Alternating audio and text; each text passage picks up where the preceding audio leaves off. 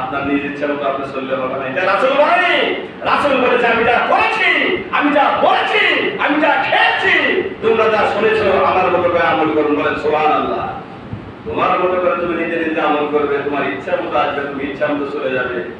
তাহলে রাসূল বললেন যে আমাকে মানলো না সে আল্লাহকে মানলো না, যে রাসূলকে মানলো সে আল্লাহকে মানলো। বলেন সুবহানাল্লাহ। রাসূলের যদি না মানে, সুন্নাত যদি না মানে জান্নাত পাবো না। আর রাসূল বলেছে যে আমার সুন্নাত অনুসরণ করে, যে আমার সুন্নাতকে মানে, অবাধ্য হয় না, এই ব্যক্তি আমার সাথে জান্নাতে থাকবে। সুবহানাল্লাহ বলেন।